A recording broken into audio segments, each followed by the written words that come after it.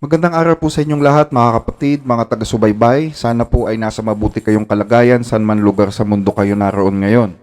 Sa atin pong nakaraang pagtalakay patungkol po sa mga propesiya ng aklat ng Apokalipsis, pinag-aralan po natin kung sino yung tinutukoy na Bride of Christ. Ang tunay na Bride of Christ po ay hindi po yung napapanood ninyo dito sa YouTube na mali-mali ang aral. Ang tunay na Bride of Christ po mga kababayan ay ang bagong Jerusalem. Yung New Jerusalem na bababa mula sa langit at ma-establish dito sa lupa once na magkaroon na po ng new heaven and new earth. And during our past discussion, we took a glimpse of this New Jerusalem by reading some descriptions written in the Bible. We called it glimpse dahil kumbaga pasulyap pa lang ito ng Diyos Yung ating mga nababasa sa Biblia ay patikim pa lang sa kung ano yung mga dapat nating asahan pagdating nitong bagong Jerusalem. Marami pa pong mas kapanapanabik na bagay na inihanda ang Diyos sa sino mang maliligtas at makakapasok dyan sa New Jerusalem. Binibigyan lang tayo ng Diyos sa pasulyap dito sa New Jerusalem kasi gusto po ng Diyos na mas pakanasain natin yung mga bagay na mas magaganda kaysa sa mga bagay na nandito sa lupa na ang lahat naman ng mga nandito ay lilipas at masisira. Di ba sabi nga, God knows best. So hindi siya magsasalita ng mga bagay na hindi mo magugustuhan kung ikaw ay anak niya. Kapag anak ka niya, lahat ng inirerekomenda niya sa'yo, lahat ng sinasabi niya sa'yo, kung sinabi niya sa'yo na huwag mong isipin yung mga bagay na nandito, isipin mo yung mga bagay na nandun, kasi tiyak na mas magugustuhan mo yun kaysa sa mga bagay na nakikita mo ngayon. So kung nais ninyong balikan yung naging pagtalakay natin tungkol sa bagong Jerusalem, mapapanood po ninyo yan sa episode number 42 ng ating Revelation series at nasa itaas po ang link niyan mga kababayan.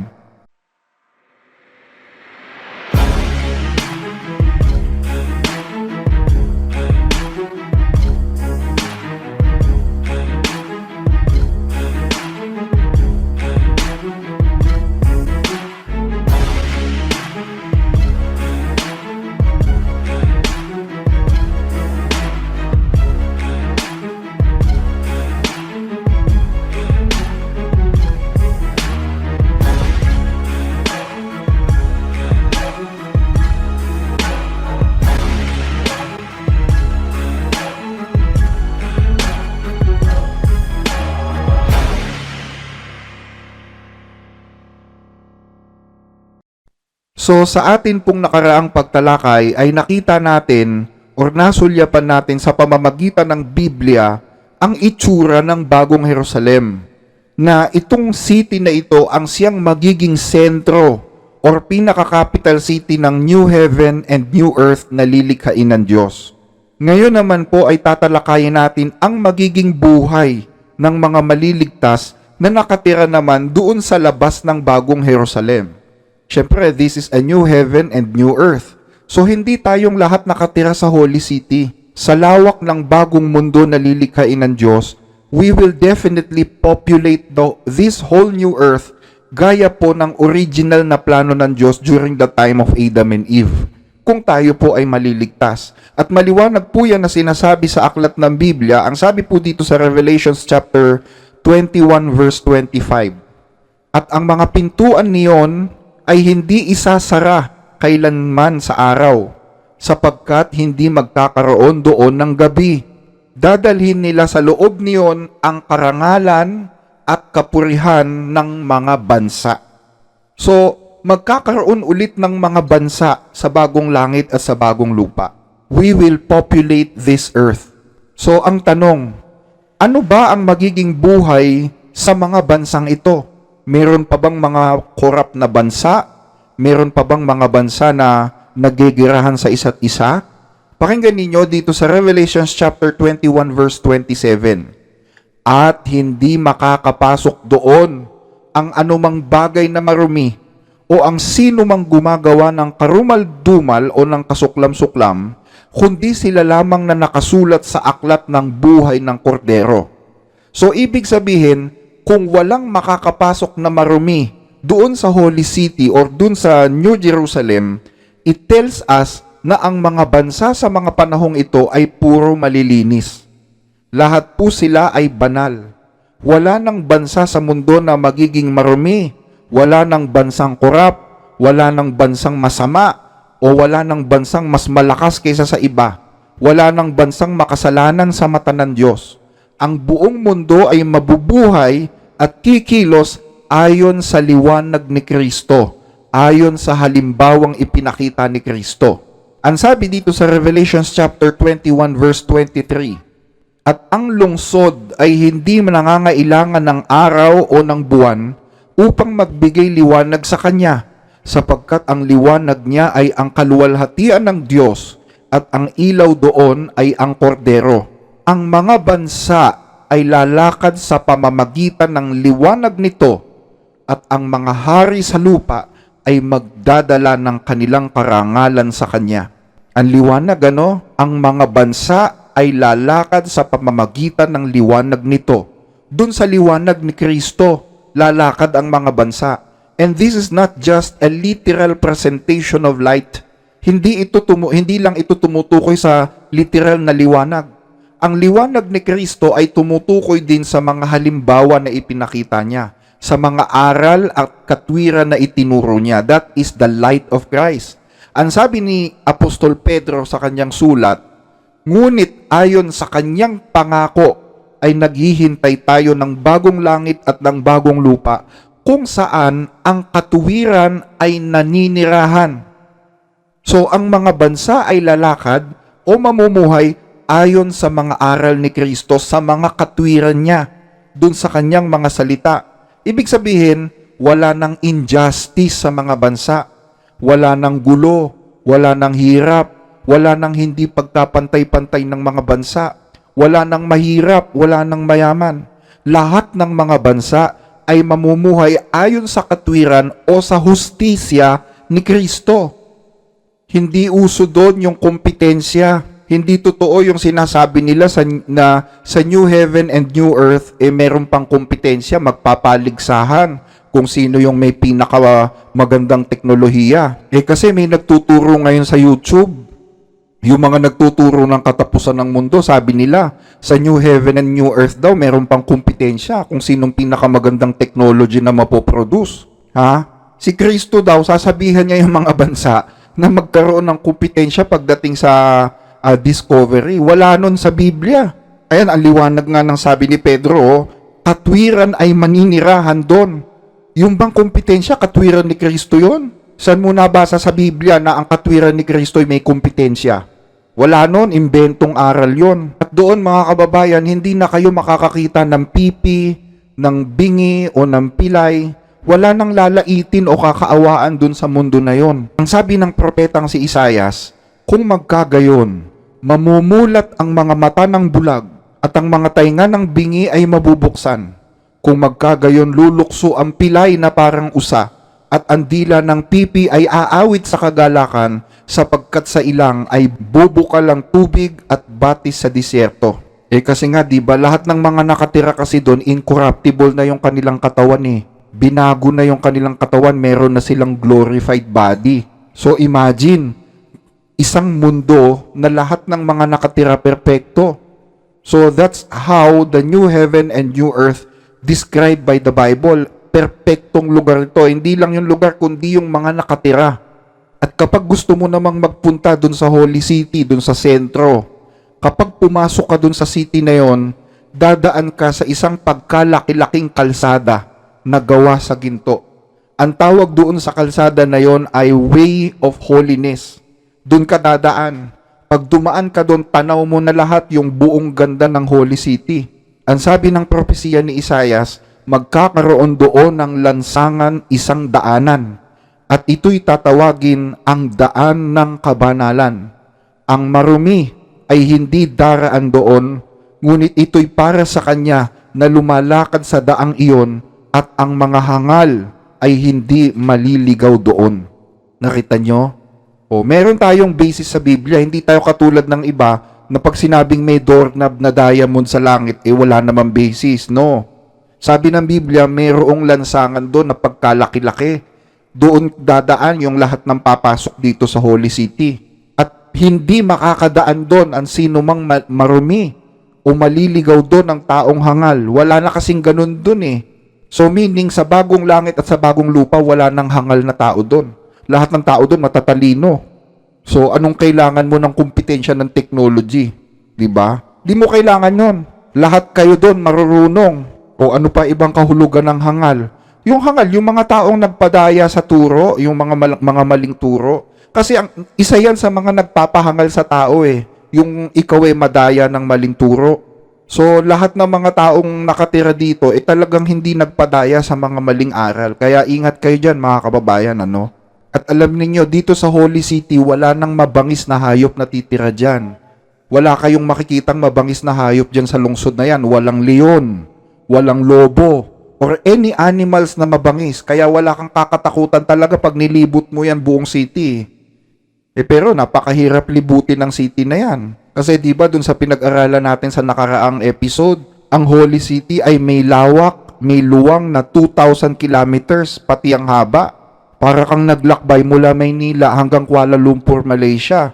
So mahirap mong libutin yan ng isang araw lang sa sobrang laki niyan. At ang sabi sa Biblia dito sa Revelation chapter 22 verse 1, at ipinakita sa akin ng anghel ang isang ilog ng tubig ng buhay na maningning na gaya ng kristal na lumalabas mula sa trono ng Diyos at ng Kordero sa gitna ng langsangan ng lungsod. Sa magkabilang panig ng ilog ay naroon ang punong kahoy ng buhay na namumunga ng 12 iba't ibang bunga na namumunga sa bawat buwan. At ang mga dahon ng punong kahoy ay para sa pagpapagaling sa mga bansa. So doon sa New Jerusalem, mula doon sa trono ng Diyos na nasa gitna, ang sabi, nasa gitna ng lansangan, doon sa malaking kalsada na ginto, mula doon ay may isang ilog na umaagos na singlinaw ng kristal, so crystal clear. Ang tawag doon po mga kababayan, sabi ng Biblia, ay river of life or tubig ng buhay. Itong tubig na ito, meron itong kapangyarihang magpahaba ng buhay sa sino mang makakainom nito. At doon sa magkabilang side ng kalsadang ginto, meron daw doon mga puno na itong mga punong ito ay namumunga ng 12 iba't ibang bunga na namumunga sa bawat buwan. Kakaiba no? 12 fruits or 12 kind of fruits sa isang puno lang. At pabago-bago yan sa isang buwan mga kababayan. At ang tawag ng Biblia dyan ay tree of life or punong kahoy ng buhay. So meaning, yung bunga nun, it increase life. Dinadagdagan nito yung buhay ng tao. Di ba sa aklat ng Genesis, ang sabi doon, kaya pinaalis si Adan at si Eva sa hardin ng Eden kasi baka pumita sila ng bunga doon doon sa punong kahoy ng buhay because it increases life. So doon sa Garden of Eden, isang puno lang yon. Pero dito sa sinasabing New Jerusalem, aba maraming puno yan. Magkabi-kabilang side ng yan, ng street na gawa sa ginto, no? At yung dahon niyan is nakakapagpagaling. So meron din palang herbal sa langit, ano? May herbal medicine. Kaya alam nyo, naniniwala ko sa mga herbal medicine kasi mismong sa langit may herbal medicine Ang sabi, yung mga dahon ng punong kahoy ay para sa pagpapagaling sa mga bansa. So baka may magtanong, ibig mo sabihin Brad, may sakit pa dyan sa New Heaven and New Earth? Kasi sabi mo pampagaling yung kanyang mga dahon Bakit? Porke ba may pampagaling? Ibig sabihin, meron ng presence of disease? Hindi gano'n ang ibig sabihin nun. Hindi ba pwedeng may kakayahan siya na makapag-invigorate sa katawan? Diba? Ako nga, kahit walang sakit, umiinom ako ng herbal because it's invigorate the body of a person. Ito yung nag-iiwas sa atin na magkaroon ng sakit sa hinaharap. Ito yung nagpapaganda ng daloy ng dugo, nagpapaayos ng hininga. So it doesn't mean na mayroong herbal medicine doon, may sakit na. No. It's just invigorates the body. Meron itong invigorating effect, mga kababayan. So yan po yung ibig sabihin yan. So ang mga bansa, kapag pumunta sila dyan sa Holy City, pwede silang kumain ng mga prutas dyan o ng mga dahon dyan. Kung gusto nila, wala namang magbabawal sa kanila Unlimited yan. Hindi yan nauubos. At napakalalaki ng mga punong yan. Wala pang puno ngayon na kasing laki ng mga puno ng buhay na makikita natin dyan sa New Jerusalem. At ang sabi dito sa Revelations chapter 22 verse 5, hindi na magkakaroon pa ng gabi at sila'y hindi nangangailangan ng liwanag ng ilawan, ni ng liwanag man ng araw, sapagkat liliwanagan sila ng Panginoong Diyos at sila'y maghahari magpakailanman. So wala na talagang gabi o araw dyan sa New Heaven and New Earth. Pero merong buwan, may month. Kasi di ba yung puno, namumunga siya iba-iba every month. So merong buwan at meron ding araw or day. Mamaya papakita ko sa iyo, merong pa ring day or araw dyan. May oras pa rin na gumagana dyan. Kasi yung iba nagtatanong, wala nang ano doon, wala nang araw doon, wala nang buwan. So wala nang day, wala nang month, wala nang time. So that's wrong. Meron pa din. So dito sa New Heaven and New Earth, wala nang, yun lang, wala nang araw, wala nang gabi. Ibig sabihin, puro liwanag na. Ang liwanag ng Diyos ang magbibigay ng liwanag sa buong mundo. At wala na rin pong disyerto doon. Wala nang disyerto doon. Wala nang lugar na hindi pwedeng tiran. Ngayon kasi, di ba, may mga lugar na hindi ka pwedeng tumira. Like sa disyerto kasi sobrang init doon. Or sa Antarctica dahil sobrang lamig doon. Doon sa New Heaven and New Earth, wala na pong disyerto ng buhangin, wala nang disyerto ng yelo, wala nang tundra, or any types of land na hindi pwedeng tiran. Ang sabi ng propesiya ni Isaias, ang ilang at ang tuyong lupa ay magagalak at ang disyerto ay magagalak at mamumulaklak gaya ng rosas.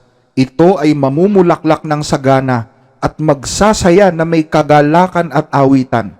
Ang kaluwalhatian ng Lebanon ay ibibigay rito, ang karilagan ng Carmel at ng Sharon. Kanilang makikita ang kaluwalhatian ng Panginoon, ang karilagan ng ating Diyos. At ang tigang na lupa ay magiging lawa, at ang uhaw na lupa ay magiging mga bukal ng tubig. Ang tahanan ng mga asong gubat ay magiging latian. Ang damo ay magiging mga tambo at mga yantok. So napaka-heavenly nito mga kababayan, napakagandang lugar nito. Hindi mo maikukumpara yung New Jerusalem na gawa ni Kibuloy. Hindi, ang liliit na mga damo dun eh. Diba? Ito ang sabi ang kaluwalhatian ng Lebanon, ang karilagan ng Carmel at ng Sharon. Ito kasing mga lugar na to noon during that time, napakagaganda nitong mga lugar na to eh. Hindi mo maikukumpara ang tamayong ni Kibuloy dito. At doon naman sa labas ng city, doon sa iba't ibang mga bansa, hindi po uso doon ang squatter. Hindi uso ang squatter doon. Hindi uso yung kailangan mong pambumili ng lupa para lang may mapagtirikan ka ng bahay. Kasi kahit saan pwede kang magtirik ng bahay eh. At doon sa tapat ng bahay mo, pwede kang gumawa ng maliit na garden or kung gaano kalaking garden yung gusto mo. Kahit wag mo nang lagyan ng bakod kasi hindi naman usong nakawan doon eh. Wala na ring mga peste o mga weather problem like mga bagyo or El Nino o na pwedeng sumira sa mga pananim nila, di ba? Wala nang El Niña. Ganyan po dyan sa bagong langit at sa bagong lupa. Ang sabi ni Isaias, sila'y magtatayo ng mga bahay at kanilang titirhan ang mga yon. Sila'y magtatanim ng ubasan at kakain ng bunga niyon. Sila'y hindi magtatayo at iba ang titira. Sila'y hindi magtatanim at iba ang kakain, sapagkat gaya ng mga araw ng punong kahoy, ay magiging gayon ang mga araw ng aking bayan. At matagal na tatamasahin ng aking pinili ang gawa ng kanilang mga kamay. Sila'y hindi gagawa ng walang kabuluhan, o manganganak man para sa kapahamakan. Ibig sabihin, manganganak ng kapahamakan, mapupunta lang sa wala yung mga ginawa nila, wala nang ganun doon.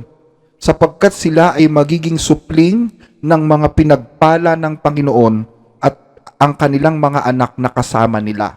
So magiging mabunga, magiging mabiyaya yung lahat ng kanilang gagawin doon. Wala nang bad result na mangyari doon eh. Lahat magiging magaganda yung mga resulta, anuman ang gawin nila. Kasi this is a blessed place eh. Nananagana dyan ang blessing ng Diyos dyan sa lugar na yan. Ano pa? Ang sabi pa ni Isaias, ang asong gubat at ang kordero ay manginginaing magkasama. At ang leon ay kakain ng dayami na gaya ng baka. Pero yun ang leon ay kakain ng dayami na gaya ng baka.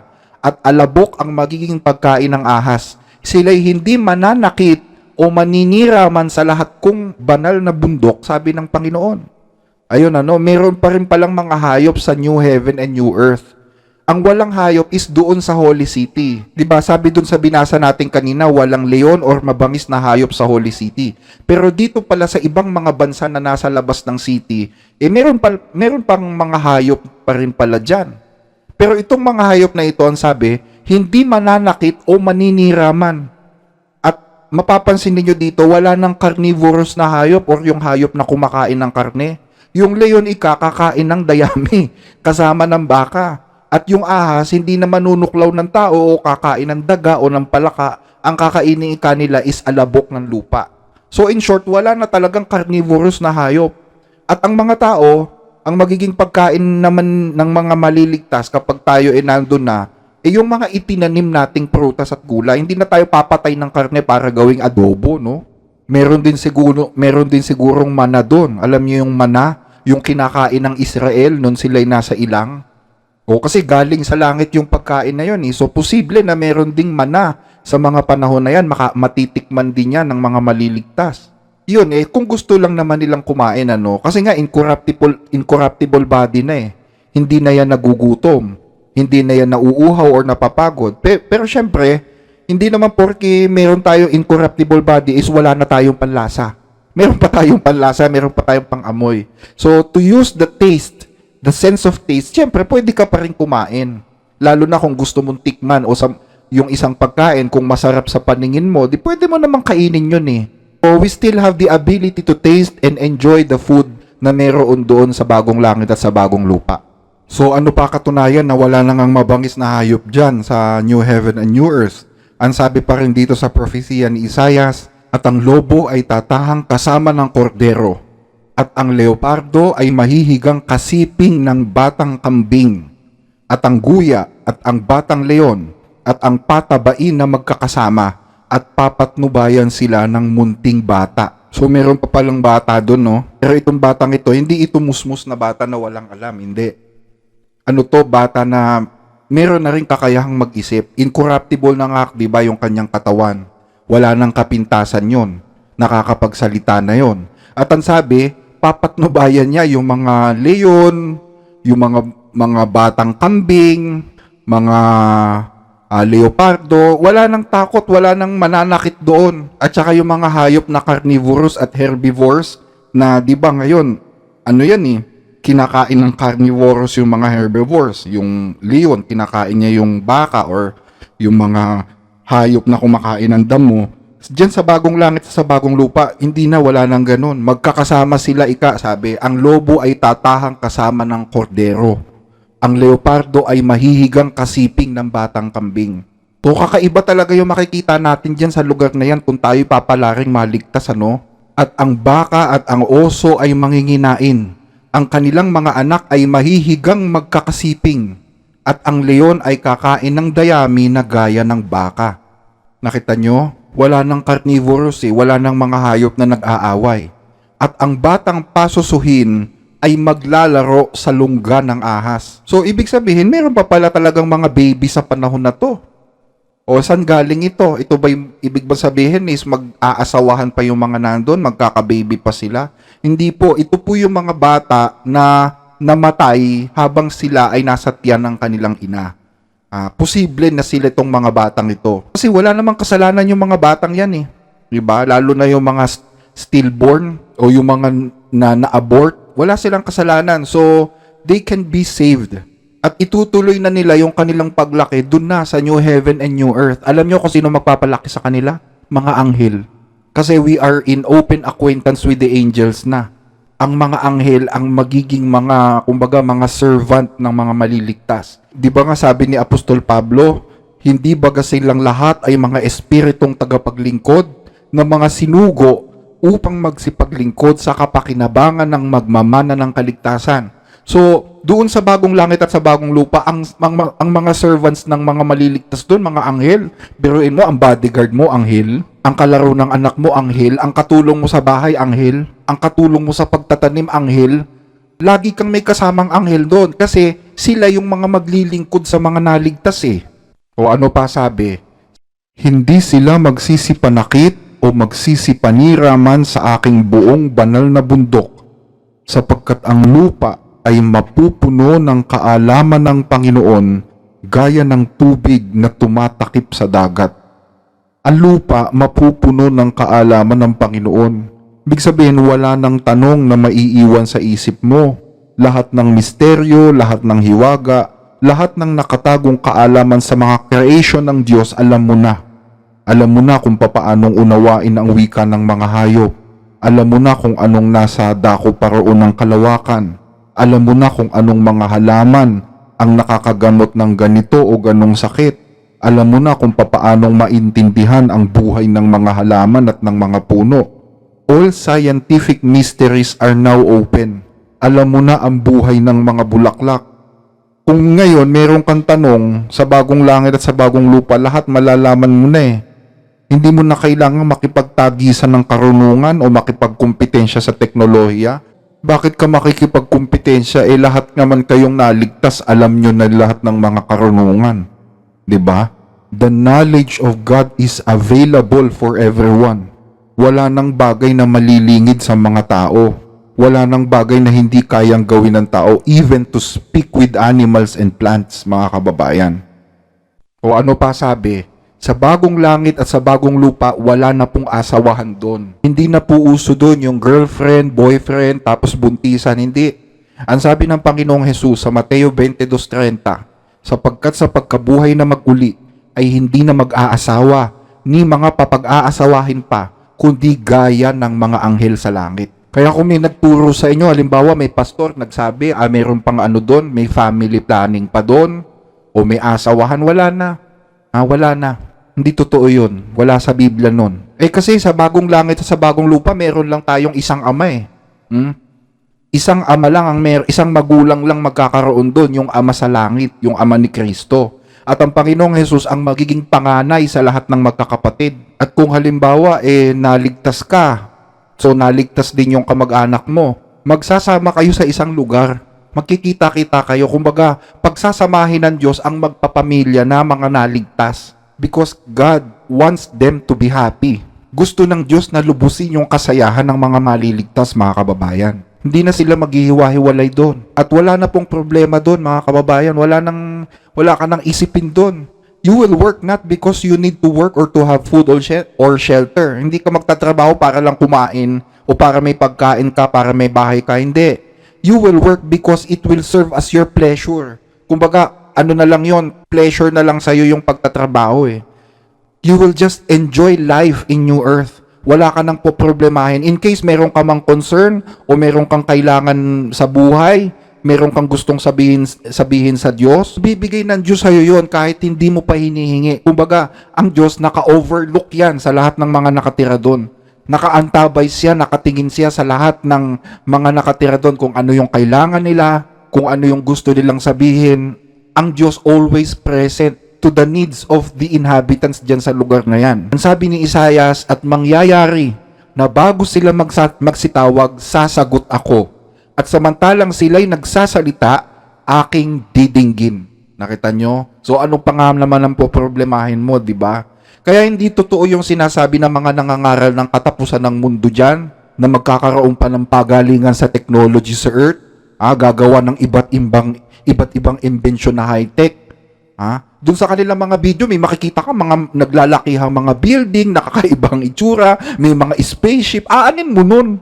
Aanin mo yun. Ano silbi nun? Diba? Anong dahilan? Bakit kailangan mo pa ng mga advanced technology na ganun doon?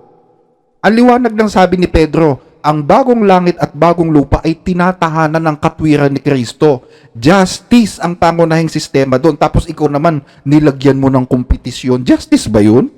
Is that part of justice? Is that part of righteousness of Christ, yung kompetisyon? Yung mga building na malalaki, aanin mo yun. Kasi alam ko, kaya may mga building sa Makati, mga opisina kasi yan di ba? Mga call center, mga office ng mga kumpanya. May ganun pa ba doon? At tandaan nyo, sa bagong langit at sa bagong lupa, ang gusto ng Diyos, simpleng pamumuhay lang. Simple, pero walang problema. May pagkain ka, may bahay ka, wala kang problema. Yun ang gusto ng Diyos na buhay. Hindi mo kailangan na magpatayo ng mga malalaking building. Hindi mo kailangan gumawa ng mga spaceship. Biruin mo, ang bodyguard mo, anghel, kailangan mo pa ng spaceship. O, halimbawa, gusto mo magliwaliw sa kalawakan o you want to discover something in new heaven. O, di ba kailangan mo pa ba ng spaceship? Meron kang kasamang anghel. Yun nga mga nangangaral lang ganyan, mag-isip nga kayo. Wala sa Biblia yung mga pinagsasasabi nyo. Ginawa ninyong Star Wars yung new heaven and new earth eh. Isipin nyo, just use your logic. Anong rason ba't kailangan mo nun? Glorified body ka, incorruptible body. Tapos ang mga anghel ng Diyos, lagi mong kasama. Ang Diyos mismo, napakalapit sa'yo. He is always present to attend your needs. So wala ka nang poproblemahin. Food, accommodation, travel, security mo, communication mo sa Diyos at sa mga kasama mo. Lahat madali na eh. Even the source of energy, hindi mo po problemahin dahil ang Diyos ang magiging source ng enerhiya doon. Unlimited pa yon. Sa health, sa kalusugan, wala kang problema dahil may buhay na walang hanggan ka. Yung punong kahoy ng buhay doon, ang mga dahon nun, it has a healing power. So, why do you need to create all those advanced technology sa bagong langit at bagong lupa? At may competition pa daw. Nasa Biblia ba yon? Wala po nun. Ano pa? Every Sabbath, lahat ng bansa magkakaroon ng isang napakalaking fellowship sa New Jerusalem. Lahat ng bansa, isang beses, isang linggo lang ito. Well, every day you can worship God. But every Sabbath of the week, isang beses, isang linggo, pupunta ang lahat ng mga tao doon sa New Jerusalem para mag-worship naman sa Panginoon. At yun, Saturday yun, hindi yun Sunday. Kasi kahit naman tingnan ninyo sa kalendaryo, ano ba yung first day of the week? Sunday. Ano yung seventh day of the week? Saturday. So, it will still remain sa bagong langit at sa bagong lupa. Ganyan pa rin ang katalagahan dyan. Kumbaga, yan yung magiging congregational worship sa new heaven and new earth. Sabi sa Biblia, sa Isaiah 66:22, sapagkat kung paanong ang mga bagong langit at ang bagong lupa na aking lilikhain ay mananatili sa harap ko, sabi ng Panginoon, gayon mananatili ang inyong lahi at ang inyong pangalan. At mangyayari. So mangyayari. Hindi ito imbento lang, mangyayari na mula sa bagong buwan hanggang sa panibago, mula sa isang Sabat hanggang sa panibago, paroroon ang lahat ng mga tao upang sumamba sa harap ko, sabi ng Panginoon. So meron pa rin talagang weekly cycle, may monthly cycle. Yun nga lang, wala nga lang gabi. Nakuha nyo? Iba na kasi ito eh. Ngayon kasi, maraming nagtataka, paano mangyayari yon? Ganito, wala ng araw, wala ng buwan. Nagtataka kayo kasi iba nga ito kaysa sa nakagisnan natin eh. Malaking adjustment ang mangyayari dito. Actually, you don't need to adjust yourself. Why does an incorruptible body needs to adjust to its environment? Wala na. Hindi na kailangan nun. So, ganyan po yung buhay dyan. And tapos sasabihin ng mga nangangaral ngayon na wala ng Sabat, inalis na, or yung iba sasabihin linggo na ang pagsamba. Paano nangyari yun? Ang liwa-liwanag kahit hanggang sa new heaven and new earth may Sabat pa. How come nasasabihin mong wala na, di ba? So I think hanggang dito na lang yung ating pagtalakay mga kapatid, mga kababayan. Sana po ay dumating ang time na magkasama-sama tayo doon sa bagong earth na ipinangako ng Panginoon. Basta manalig lang tayo, patuloy na sumunod sa kanyang mga utos, sa kanyang mga kalooban. Pasasaan ba't magkikita-kita rin tayo sa finals dyan sa lugar na yan? Just love your God. Love God with all your heart, with all your soul, with all your strength, and you will get rewarded. Ang sabi ng apostol na si Pablo sa unang Korinto 2:9, ang mga bagay na hindi nakita ng mga mata at hindi narinig ng tainga at hindi pumasok sa puso ng tao ay ang mga bagay na inihahanda ng Diyos para sa kanila na nagmamahal sa Kanya.